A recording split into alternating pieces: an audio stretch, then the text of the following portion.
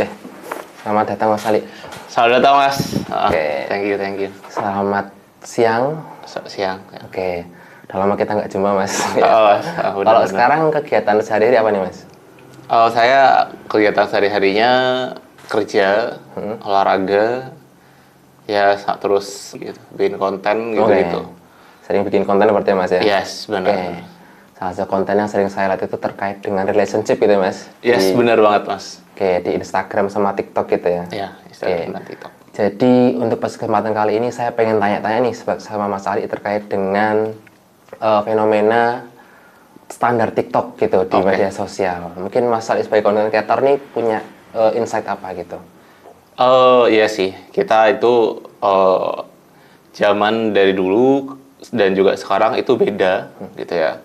Kita itu kadang kalau sekarang itu hidup di dunia yang semuanya itu nggak terbatas, yang dimana semua orang bebas menyuarakan aspirasinya gitu ya, dan itu tanpa terfilter terlebih dahulu kayak gitu, sehingga itu menciptakan sebuah standar-standar tertentu yang sebenarnya itu tidak mencerminkan sebuah realita kayak gitu.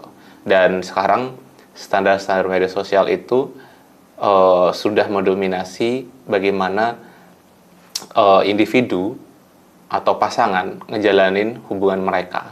Jadi kayak sekarang kalau yang saya lihat standar sosial media itu sudah sangat-sangat mendominasi bagaimana orang itu terkontaminasi lah kayak gitu dengan standar-standar yang ada di sosial media.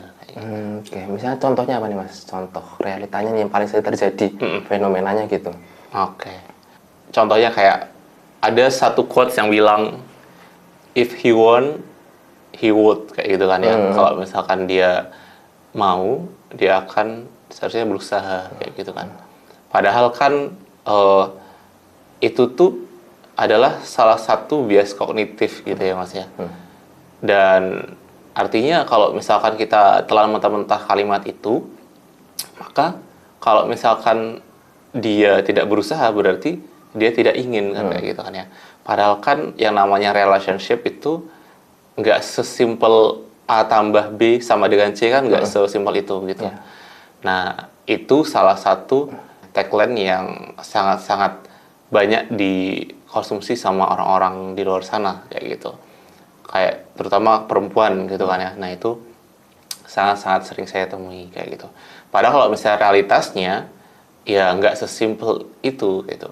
Banyak variabel-variabel tertentu yang perlu dipertimbangkan supaya hubungan itu tuh jelas kayak gitu. Oke.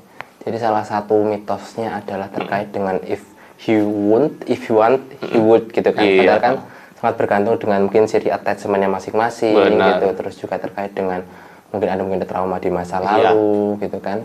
Bisa sangat mengaruhi bagaimana seorang itu bertindak dalam sebuah relationship gitu ya.